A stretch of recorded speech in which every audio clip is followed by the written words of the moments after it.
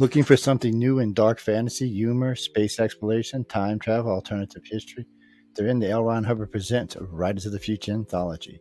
Get the 10-volume box set with 159 stories and full color illustrations plus 34 articles with writings and art tips.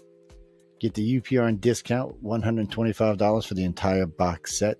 That's a $60 savings for that beautiful box set. L. Ron Hubbard Presents Writers of the Future. Go to uprntalkradio.com, click on the link, and play.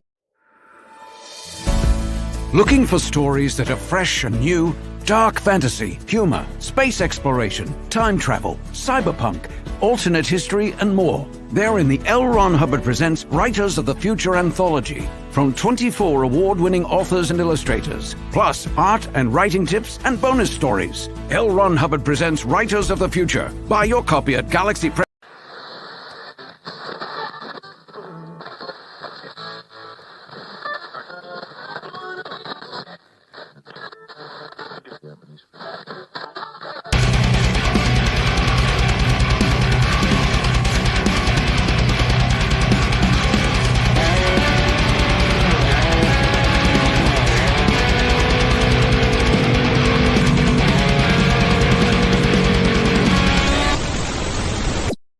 Hey, good evening, everybody. Welcome to Into the Night with Sean Kelly. How is everybody doing? We are on UPRN Talk Radio, 107.7 New Orleans, 105.5 Mississippi. I have to get that straight. We're in for a good show tonight. So I want to thank Carnation for sponsoring the show tonight. I truly appreciate it. And I just thought I'd get that out of the way because the show we have coming up tonight, I'm telling you, it's going to be a great, great show. I got my friend Michael Anthony, who has taught me so much. You know, he's taught me how to research. He taught me everything, and I'm still learning. Hey, Cindy, good to see you. Sebastian, good to see you. Robert Carpenter, my famous PPFs member, Happy New Year. Hope it's a happy and healthy. Thank you, Robert. I appreciate that.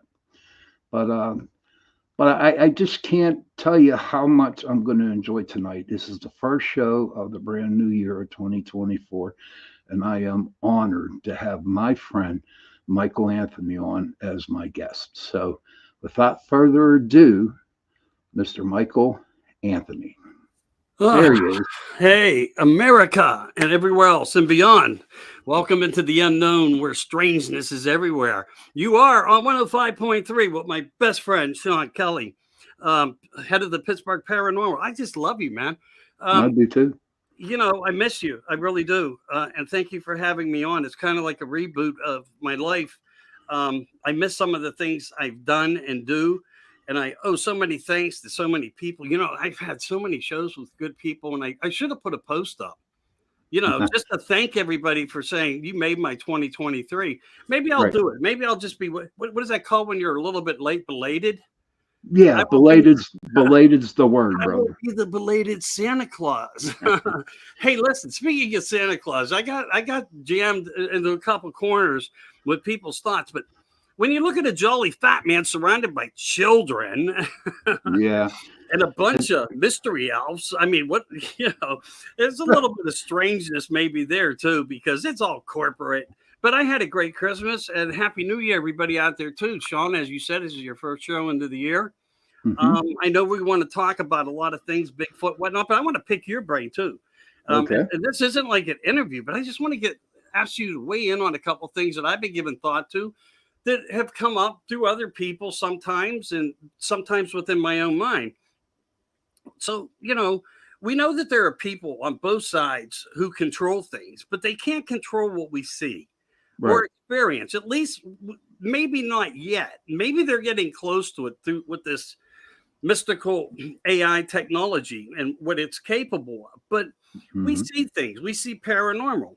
And I was thinking, because it was brought up, and I thought it was a really good source of topic that maybe not enough in the paranormal field of ghostly phenomena and so forth talk about this. And that would be when we catch things like you did have that crazy phenomena of the picture that you got.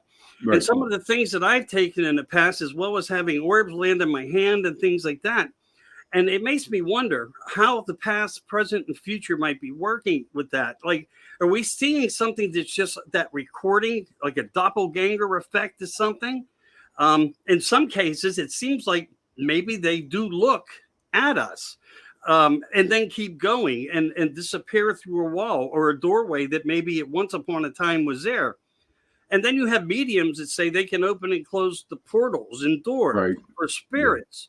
Well, if they can open and close portals for spirits, and I would think they could place us into dimensions too. And how some of that grab you when you hear about that? And, you know, like for me, I think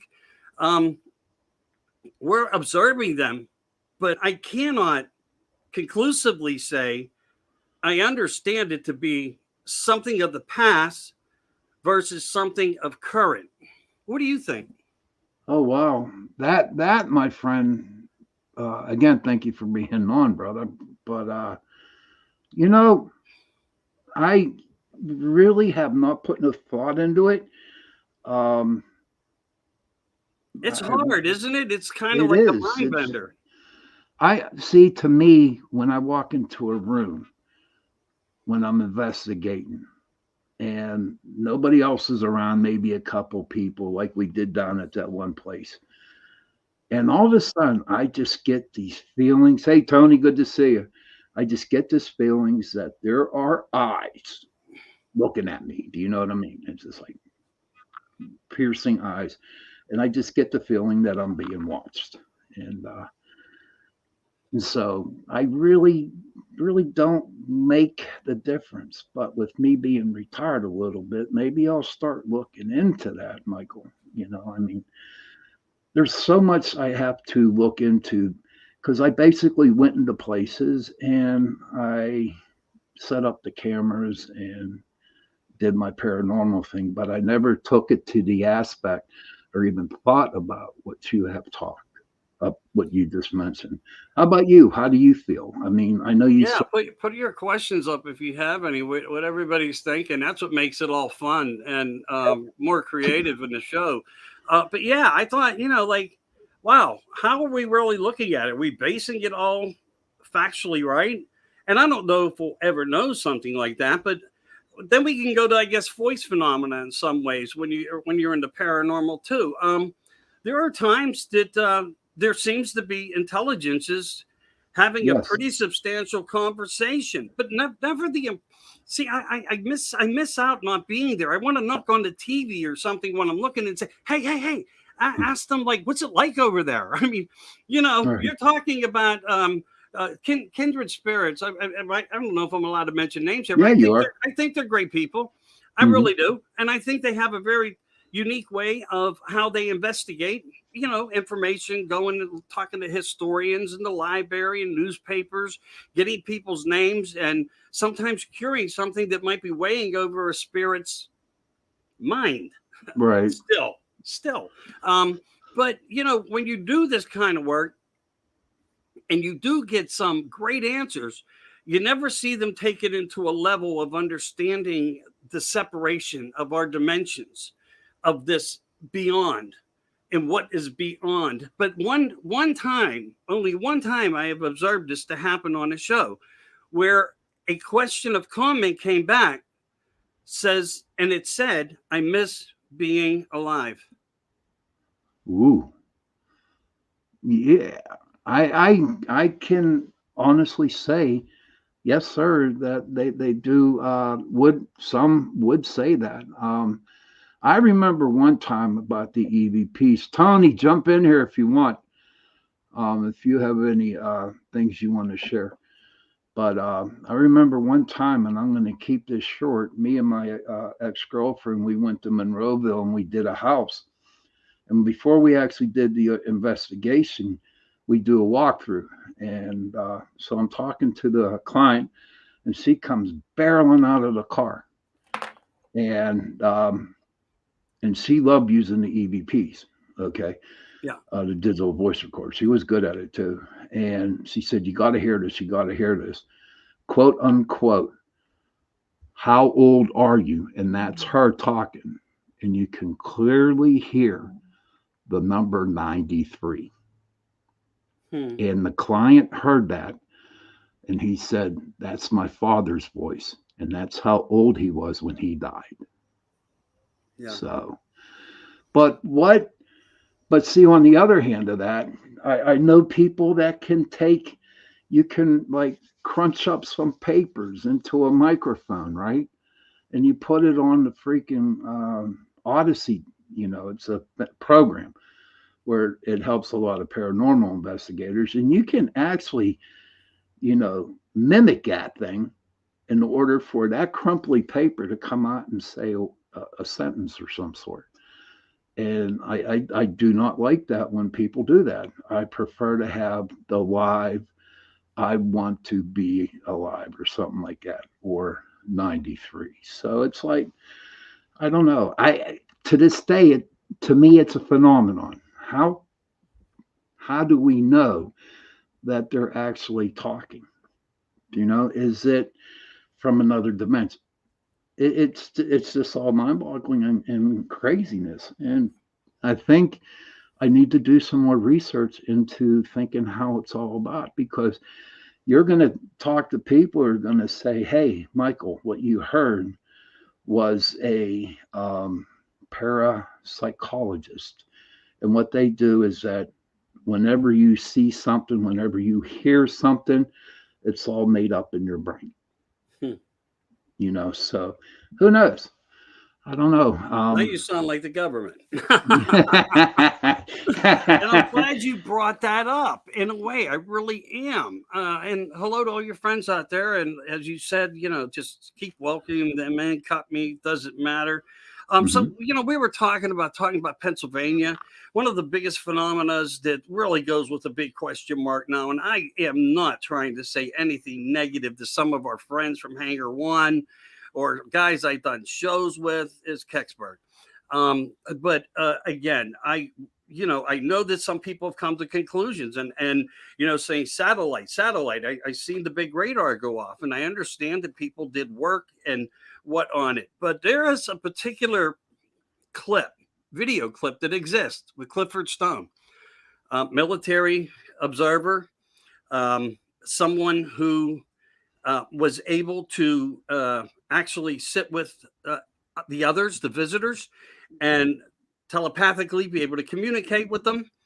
And his analogy of something that came that night from Kecksburg to Wright Pat was not of a satellite. So I'm still up in arms because, I can't call this man. He's now deceased. We lost him a couple of years ago. And he's given us a lot of information, which is, let's just jump into some dogma here. When we go into whether it's Bigfoot or ufology, it doesn't matter. But I will say this, everybody says, go to the woods if you want to experience Bigfoot. Well, a lot of people that I knew that would talk to me on occasion, Bigfoot Group Canada, who would keep in touch with me, said, with every wildfire, nearing 275 of them, 275 wildfires in Canada this past summer. Wow.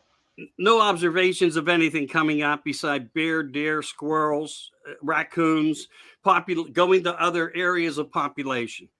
No credible information, nothing. But what we do get most of when we talk about things, and I guess it doesn't matter where in the country you are, and you're talking about Bigfoot or Dogman, it seems like one of the highest reported scenarios is seen running across the road. That's like the most common. Also, in some cases, standing on tree lines and shadowing in and out, just as my body's moving, like observing but swaying, that type of movement. Sometimes to be described as a big, dark, furry-looking shadow creature. Sometimes where in the woods and forest also, the red eyes appear. So these are like some of the top things. On a very rare occasion, there's a few stories that describe the Dogman being by trash. I've heard that through talking with people, having done shows where Bigfoot is guilty of that same criminal offense, digging in the trash. If the thing needs to eat, and he is of flesh and blood like we are, I don't know. I would assume that he needs to do that. And if he can't, for some reason, forage off what is being provided for them in the woods, maybe they are coming closer, because we do get knocks on houses. We have some of these other strangenesses where people get mysterious giant objects looking through a window on occasion. Yeah. And there's many stories out there where people have come home and find one in their house. And it's not all the time. There are some things out there. The same with ufology. And some of the best people, and I'm going to name them: Bob Lazar, James Forrestal, Bob O'Dean, Lieutenant Corso, Clifford Stone, Jacques Vallée, Phil Schneider, William Tompkins, just to mention a few of our historians of this topic and subject matter. Where are they all from? Military. Yes. Military. Whistleblowers. And some call that treason. Why would they call that? Why would they call that treason? Because you're utilizing things that are suppressed, that are under classified orders, and what do they call EDRs? You got to sign the paper and all that stuff like that. But Bob O'Dean was at the top of the chain on classified Project Shock. James Forrestal mysteriously jumps from a window. You have that. Lieutenant Corso. I think this is one of the most fascinating people that no one talks about. His background in the military, who he was, how he came up in ranks, what he controlled. And it seems like he controlled a lot of the technology that went to Westinghouse and some of these bigger branches of outside corporate research. And when that stuff is handed to them to reverse engineer, so's a pocket full of money. Right. So they want to give everything to the best. And this guy did it. Paula, who was a secretary to him, if anybody can look into Lieutenant Corso, if you don't know who I'm talking about, and I would think a lot of people out there that follow the phenomena in paranormal and ufology, etc., Bigfoot. I mean, come on, we're all trapped into this thing. There's so much. This guy, basically, he wrote books. He has books out there. And I would suggest, and one's in Italian. So if you read Italian, just be prepared that you don't get the copy that's in Italian. Otherwise, you'll be calling somebody or sitting on your phone translating the whole damn book, and you don't want to do that. But this guy was phenomenal. And, we're talking about Roswell. We're talking about the most important subject matter that is proof, unequivocal proof. And this is coming through military. And Bob O'Dean, where he says, basically his heart sunk when he read some of the subject matter that was in this manual book when he got to where he was going to relate to these types of things. So again, another rock star that we lost. I mean, these are all people that we have lost. Forrestal, I think, just wanted to tell America the truth. And in ways, I think when we look back to the Antarctic, and Admiral Berg, same scenario. They were attacked by alien crafts coming from all directions, and it ripped the destroyer in half. But they don't talk about everything of that. They don't. And then his son, who had information, and sadly enough to say, he's no longer with us. He never got to his destination where he was supposed to meet with somebody to share his father's most thoughts on scenarios. We'll just say it like that with respect. You got William Tompkins that says we're dealing with outer planetary people. You have Phil Schneider, who was drilling to go down, building these deep state underground nuclear board and tunnels and structures of deep state military hideaways and things of that nature, where, he was shot apart by what he described as laser type Star Trek weaponry, where many of our people, our military, passed away and died in this fight that had occurred underground. Well, here in Pennsylvania, Michael, do we have a lot of underground bases? We do. But to what degree? I don't have every bit of information on that. I truly don't. But yes, we do have some of them. And I think you and I in the past probably have talked about it, or I brought it back up. But they exist. To what degree, I can't really make comment on that. I have information that would actually enlighten everybody, but it's not right in front of me. It's in that stack behind me. It's a stack. I'm not kidding you, man. It's big. It's thick. And I could find that out. And I think this would actually, what we're doing and what we're talking about in the scenario of the depth of this night tonight is going to need more like a part 2, a part 3, maybe a part 4. I'm just saying, and I'm not trying to worm my way into a platform to do this, but I enjoy who you are, what we always have talked about in the past. And Right. I'll leave that choice up to you. But, saying what I need to say comes from how suppression works, how things work, how black ops work, why there's helicopters with no names, how bizarre things occur. And furthermore, you have another man that a lot of people are aware of too. You have John Lear, who came out about 25 years ago. And I think he was on an interview with George Norrie, I believe. And they were talking about, this is very interesting, very, very interesting. It might be talking about Bigfoot subject matter, but it was identified in an Air Force book that they taught from that there was an alien creature that looked to be in fur. Okay. So are they telling us that there is a connection between UFOs and Bigfoot, or the scenario of this particular type of life? Now we jump to Washington State. Military maps that describe to the soldiers when they get these maps and they're out there, and I guess they have to spend so much time in these areas. Excuse me, I need a drink. See, I believe that UFOs and Bigfoot go hand in hand. Well, but you come up with that interesting thing Yeah. to where he saw an alien with. Yeah, where do I have that here? I where- have it actually right here. I do. Okay, good. Chapter 13 in the Air Force book. It's one of their own books they teach from. And it may contain the smoking gun. Hairy aliens, rare but exist. Wow. That boy. Now, when you go to Washington State, they have it labeled right on their map that they give the military soldiers being in training. Right.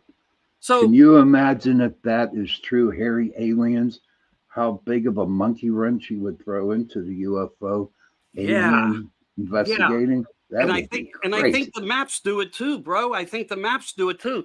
And when you got to trust maps, especially when you go back and jump time. If you go back to Perry Reese map, I mean, it was all detailed out without any ice. Mhm. No ice. How is that possible if this is the ice capital of the world and always has been? Right. And then you can look at subject matter that even goes deeper.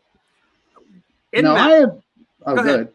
No, Okay. no. No, I had. No, brother, I'm sorry. I have friends or acquaintances believe that a lot of these cryptids, dogmen, Bigfoot, are man-made. What's your thought on that? I would agree that we are in classified genetics modifications of humanity, of mixing man and beast together. I believe in biblical content of how that works, and the symbolisms and the representations that you see come through Egypt and the Egyptian temples and so forth like that. Dogmen-like creatures standing there, they all have titles, they all have names. So yeah, I would say very possibly, and that connects to today, what we're seeing in many ways, and gods that were transgender. They were in past history. So are they working a narrative somewhere below levels of ground? That's where my below level 7, when I do that commentary every once in a while, because there's not a lot to report on it.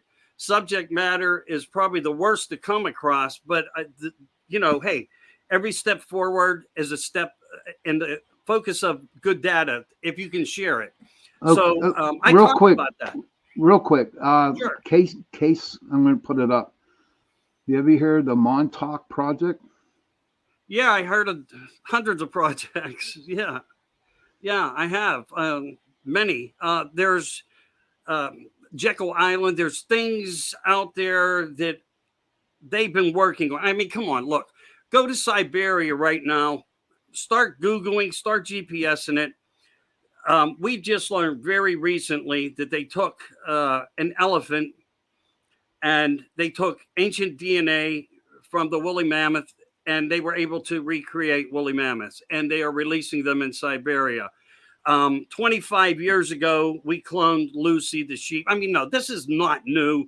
This is No. even mentioned in ancient texts that these Mhm. things could happen. And the ones writing the text reflecting the power, the people of the power of the names, because it was a political reverb of regurgitation even back then. They made comments that they could stay alive by changing vessels. So removing consciousness to put it in a new grown vessel. Right. Transhumanism, I mean, we can go into subject matter like that and assume it, but were they doing that back in ancient times? What's hidden? Maybe we'd have to go to the Vatican vault because a lot of subject matter is brought up that exists there through people that have visited it and where, again, leaks have occurred. We know that the Jesuits, I'm going to go into this. We have a white pope, a black pope, a gray pope. We have families of rich and power that own museums and own the East and other areas. California is actually owned by a family. That's not a joke. It's owned by a family. You don't have to believe me. I don't care, but it's factual when you go into what I go into. The Orsini family is actually the name for Rockefeller and Rothschilds, the Orsini. Okay. When you get into the Jesuits, they are part of a military complex that runs the United States military with them. This is why we probably seen the woke occur.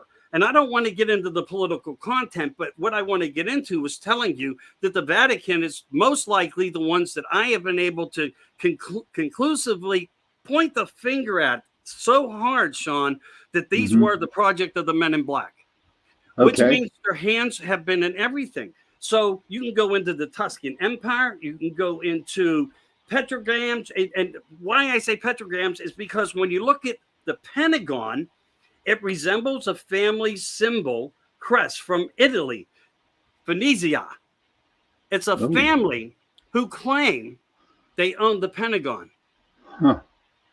Wow. Maybe that connects actually to the 9/11. And look, I'm not trying to go there on a deep, not tonight, not for that. But what I'm doing is trying to just enlighten a little bit of a focus of what we see, what's going on. And I also want to bring Washington into the factor that there is subject matter of property there also that is owned outside of America. And you all know what that is. I mean, it exists. These things are happening. And they do exist. And then you have the Khazarian Mafia, Phoenician funds. And when you get into all these, you start to understand, in a way, tactically, that for a long time, these people have ran everything and always had the need to know. And we were the last people with the need to know. We run under a constitution. But here's the deal. When you look at things like that, you may have it and it may look useless because they control narrative. Now, how that works in the world, whether we'll talk about Bigfoot, paranormal, whatever, that they utilize words. If you're not a white supremacist, then you're a conspiracy theorist. All I'm compiling here is the fact of terminologies that they use. But when you have people that are regulating their own corporations for what they can and can't do, there's a problem in America. Yes. Meaning they own the corporation, but they're also handling the disruption and the corruption so they can do whatever they want. So it follows us through all these narratives. It follows us through history. It follows us by books. You know, if you were to go to a library, and I put a post up the other day, you go to a library and you ask for a book, and if it's over 150 years old, they're going to tell you, oh, that's been put away to be preserved. We don't pull it out no more. No, that is a fact of what they use called suppression. It is a project of suppression against us because the further back you can go and listen to the authors that had none of this of what we have in front of us, were the truth seekers, and had some of the best information because their intel was much greater than what we have now. And right now, what we have, an influx of terrible AI technologies disrupting and corrupting everything we do. So no matter what we do, how we believe in it, there's a structural force fighting against us. So all we can do when we talk about narratives or what had occurred, it all comes back to the same old pow, and it's bad. But we keep try to keep our smoking guns rolling. And I have a lot of smoking guns and people that are within some of those. You got any other questions? Hush my mouth here for you. I'll get something to drink there real quick. No, I want to get back. My friend Kaysen, he says, I think it's not confined to the U.S. The deep state owns 99% of all the banks worldwide, as he hears. I believe that. Okay. And Cindy Mitch, who's another dear friend of mine, she really is interesting, and so interesting listening to you talk. But I like to get back to where about the hairy aliens. Okay. That when you mentioned that like really opened my eyes. So say like they do have, and they are aliens. Some people think they are, some people think they're not. Now, are they there? Let's just say scenario, they are aliens, Bigfoot, right? Hairy aliens. Well, are they here to spy on us, or are they here to just like throw a monkey wrench into everybody else hunting something that they know they're aliens and they know that they will never ever get caught? Dude, when you mentioned that hairy aliens, man, that just like opened up the sky in my brain, dude. It really did. It just really did. But it did the same for me, bro. It really did, because it's when you come across something being said that's that fascinating, and he's being interviewed by one of the best in the world, and he was, and he has brought good information, and I think it's very trustable. I mean, he's actually helped Bob Lazar come to the surface. He's did a lot for humanity. He's proved pictures of the moon to be corrupt and painted over, and he had the originals and he released them. I mean, this guy was somebody who tried. He also was very well educated, and just about any flying machine that was ever created, he was a test pilot for most of it, and which is, credibility to me. But what was mentioned in there, one other thing was a description of a 3-foot alien type with the big eyes, larger head, only of 3 foot tall. They would dress in a silver skin tight type apparel of some sort, spacesuit. Now, does this help them when they're in flight and they're going 12,000 miles an hour and they come to an instant stop? And, which would base, everybody knows, us as humans, we can't do that. However, if there's 2 onboard motors doing 2 different things, then the craft has different types of capabilities. And we've theorized around that. I've talked with other people about it for a long time, some with good names high up that know a few things, some not so, but have great theories. And when we think about it, if they were able to disrupt the magnetic field around them, then, they would not feel these pressures on their bodies. Right. And the other one's handling the gravity and speed. Because, if you eliminate the outside forces, that craft's capable of doing anything it wants. Right. Which brings me back to a theory that I have using the magic of the atmosphere. And I really believe that we all have that power. Sean, you and I probably talked about this, but maybe some in the audience, wherever we're reaching to, haven't, but may have experienced this. You're in one place, whether you're walking or driving, just for maybe a split moment, maybe 10 seconds, whatever. I know this happened to me. I was driving through, best way to describe it, I'm driving through Liberty Tunnels, True story. I'm coming back with my tow truck with a car on back, going to Don Allen Chevrolet many years ago as a young kid, and it was like a blackout that never happened. I came out the other side of the tunnels at the red light, and I stopped and don't remember doing any of that coming through. It was like going through the tunnel. I was transfixed on the lights. Something I don't know. I think you've experienced some of these things. You live in Pittsburgh. Yes, absolutely. Was I under some sort of hypnotic something? I don't know. But I also had it happen not being in the tunnels. How do we get from point A to point B? Do we go through something that is dimensional that we don't understand, that is like a duplicate of, like a doppelganger effect of some sort? Duality, you might want to say that word. So did you ever experience something like that? Yes. What is in that Yes, moment? Where did we lose our thought? Did we leave it there? No, we did some time travel in there, dude. I totally believe that. I'll give you an example. I'm over at the VA hospital in Oakland, okay? And I know where I parked my truck, okay?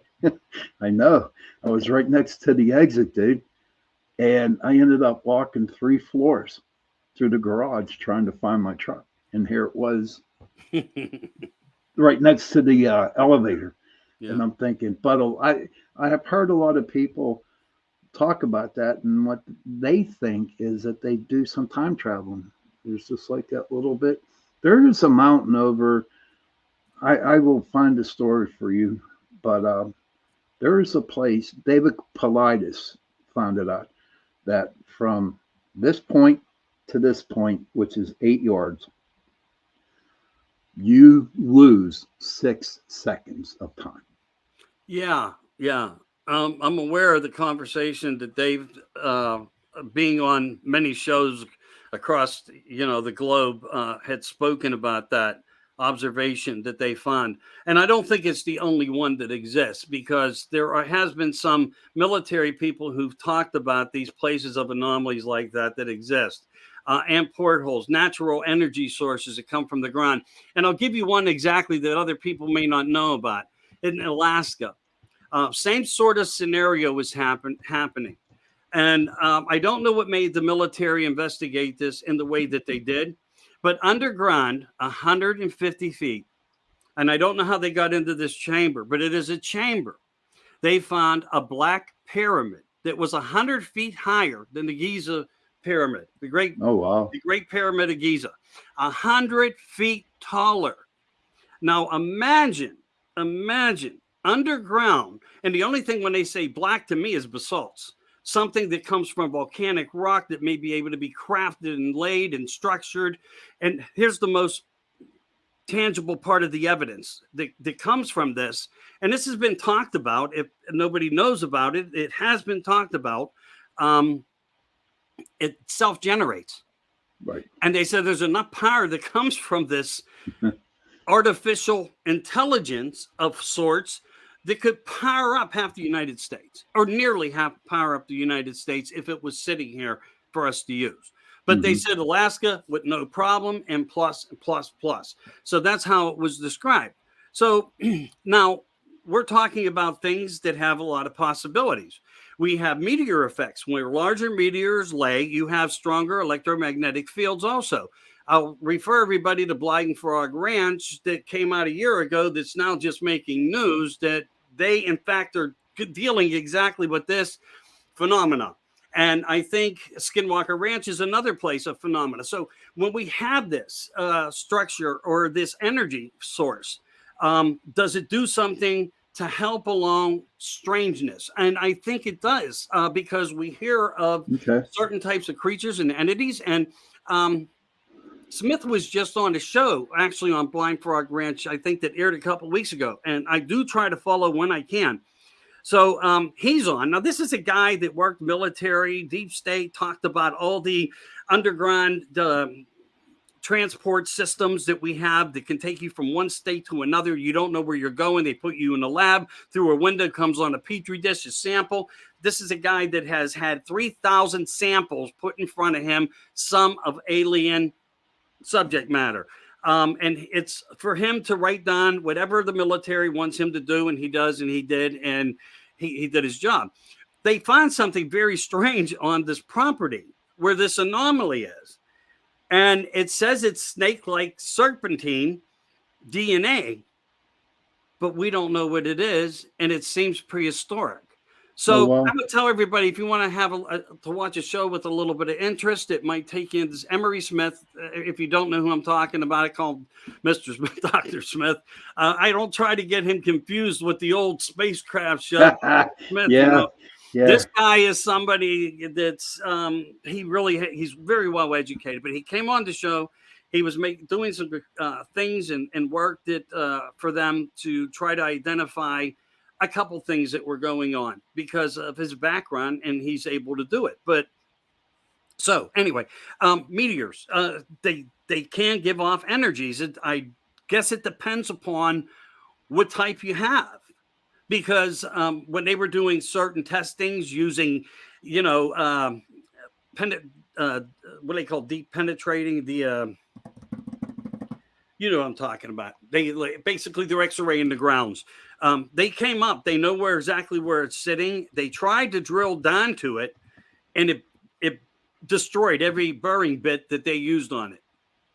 So what's it made of? Gold, iron? Oh, you're talking about that real big one out there in space. Most of it's gold. Gold. No, I'm talking about the one that's underground that they have that anomaly that they have just found. I know that they claim that they have found something in space, and they says it's quadrillions of amounts of gold and diamonds and things like that. Well, you bring all that back in. Who's it for? It's not going to do anything for us. Well, you know what? Us to get excited about something that's going to get turned over to the families of the world that are controlling the world. But this is why you have to understand. This is their military. It's not ours. Right. But look at Elon Musk. Think about it. Hi, Virginia. Welcome back. I'm glad you made it home safe. But think about it. Elon Musk could probably send people up there on that meteor and start prospecting that gold and bringing it back for himself, dude. I guess there's a high probability, in fact, to that if we're actually able to leave this whole complexity of the big question of the Fairman. Can we get through it? Many people said we're still fighting to get through it. And I think one of the last rockets test rockets that were sent up exploded at the top of the stratosphere. So I don't know. I mean, we could be being lied to on a very huge level. Why I say that is something was sent to me that a guy was doing GPSing. So he's coordinating, he's going through, and he just likes to look at things. And he came up with a bunch of NASA equipment up near, I think it was Ireland, on an island where they were all situated and had Land Rovers and everything that you would find on Mars there. They had quads, and there was no fixtures. There was no life outside of them. And it was a rather big place, but an undeveloped place. And they were utilizing it for what may be the biggest lie, one of the biggest lies ever told to us. Maybe we never sent anything to Mars, and we're just fictionalizing it for entertainment purposes for us to keep us focused somewhere else. No, disastrous plan. It's not right. Dude, if that's what they're doing. Ever since they said that they made their mission to Mars, I just said they are full of shit because I don't think they're on Mars, and that's my opinion. That's my opinion. I don't believe it. I don't believe it.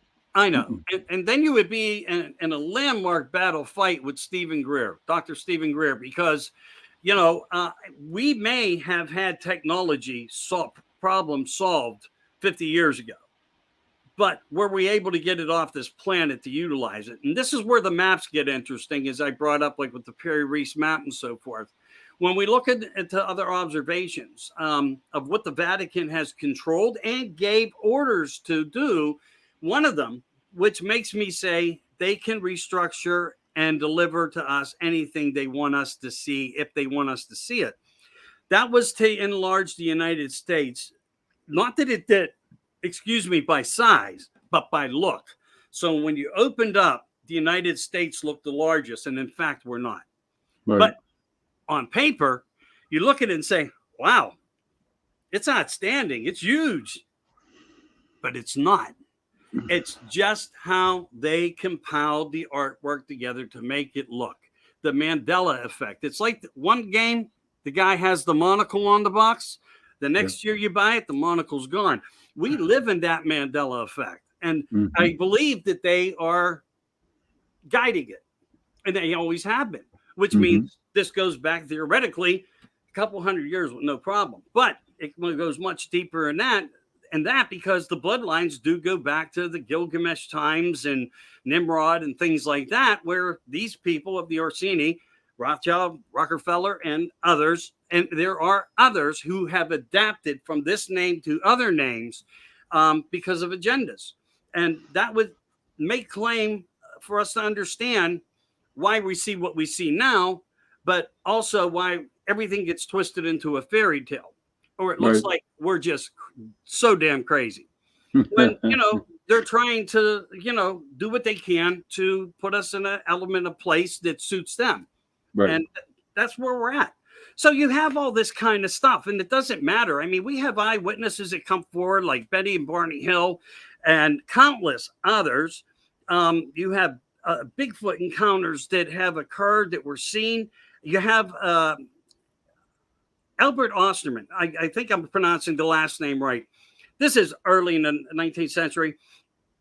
I think it was in the 20s, to be honest with you. And I read the story where this man said he was abducted by a family, I believe, of 6 who kept him in a cave. And slowly, they didn't bother him. They sort of tried to feed him and different things like that. And his experience is now in the history books and it's being written about. One of your guests who come on, who was a friend of mine who I did shows with, Russell Easterbrooks, put him into a book, actually. So you have that type of example of where we are. In 1967, you had the Patty film, an 8 millimeter film, I believe, and it was like maybe 9-10 seconds long. One of the only clearest documents that we have. It's been tested, retested, theorized over and over again. It's speculated on, and nobody can disprove it. The same when we had the rocket that went up with a missile head on it, a live missile head, and it goes up into the stratosphere, and it's being filmed out of NASA. And this spacecraft comes in, and it's going all around. Here's the head of the craft. Well, let me get my finger there. Here's the head of the craft. And this thing is shooting lasers into it all the way around, then goes, boom, gone. And it explodes. We have factual videos of many things that exist out there. You have Provo Canyon in 2012, where you have the story from Ernie Dubois, another guy that comes in and highly credible story. Things said that are abnormal to what we hear from other people. Meaning, the way I'm saying that is data, great data, when you listen to the words and you really allow yourself to digest it. Another one was a guy that I did things with, Matt, I believe it's called, his last name is Emich, yeah. He's good. EMCH. So, incredible story. That surrounds things. Now, that's some up-to-date things. There's many that go back. I mean, we have 1921, the Mount Everest expedition, who brought back footprints in a place that no one ever had gone to before. So here they brought back the first ones. You have Tom Slick in 1958, a millionaire who brought back from his expedition with a lot of people. He did a couple of expeditions. He realized, though, he was having problems in his place of where they were doing their work and scientific, studies, that it's better to have less than more. So some mistakes were made, but he was able to come out conclusively with prints, filmings, and pictures of beds and structures, fecal matter, and hair. Same with Russia, same with China, and always coming back to the same conclusion. Unknown subject matter. Huh. So, these are just some things, giving some locals some props and saying hey to you, because, I do believe in what they have told me and what they have, I believe their statements. I mean, the stories are incredible in some ways. And there's many more out there like Right. that on the platform that we need to observe more, and don't take that off the plate. I'll give you a minute to, do anything. You have to do anything for Carnation yet? No, I did it at the beginning of the show, Well, but I'll do it for them again. Thank you, Carnation. Just so but you know. my friend Sebastian Moran says, great show. Cindy says, amazing show. Yes, this has been an amazing show. We got about 5 minutes left before I got to Is get that out it? of here. Yeah, that's it. Oh, Jesus, man. I didn't even get to a I know. small. I told you this would never work in an hour. No. But I do believe this is the best way Mhm. to cross the paths of what we see, what we don't see, what's real, what's reality, what comes from the old stories versus the new stories. And what I do see most commonly is what I said at the beginning, and I'll just give a quick repeat on it. The most seen subject matter when it comes to Bigfoot are them running across the road. I don't know if it's just, I'm sure it has happened, but it is what it is. Right. In the tree lines, although we have guys like Bill Rigby out there who does some things and tries to do studies and gets involved with conventions now and things like that.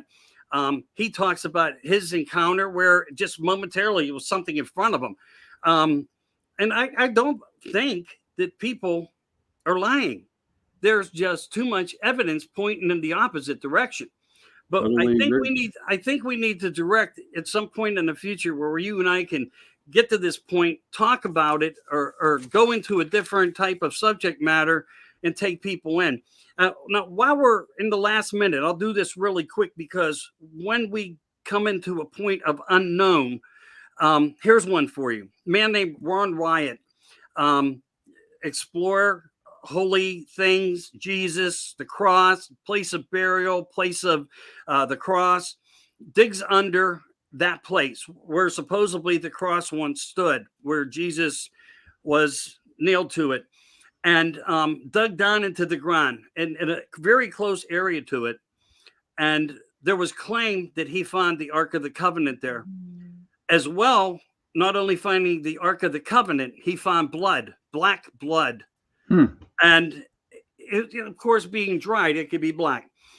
He had it checked. Only have 24 chromosomes, which means whatever it was only had a mother. It never had a father. Oh, wow. I don't make these things up. I researched them. And this guy found chariots in the ocean. It's like he was a radar. He found the Ark, Noah's Ark. Wow. What we know as Noah's Ark, but I don't call it Noah's Ark because these names in the books have been changed for whatever purposes. I don't want to go into there, but I would go into there whenever you want. So we didn't really accomplish anything you wanted, did we? Yes, we did. You just don't know how much we did, because I am going to ask you to come back maybe like in February, and we're going to do 2 shows. I'll have you on a Sunday night hour and a Tuesday night hour, because with you just mentioning freaking hairy freaking aliens, dude. I'll get you some more on that. Oh my. But listen, we got to go. We got another show coming behind us. Michael, how can people get a hold of you? Through you. Through me. So if you need any questions, okay, hey, I'll do it. That's not a problem. If you want me back, tell Sean. If you want me back, tell Sean.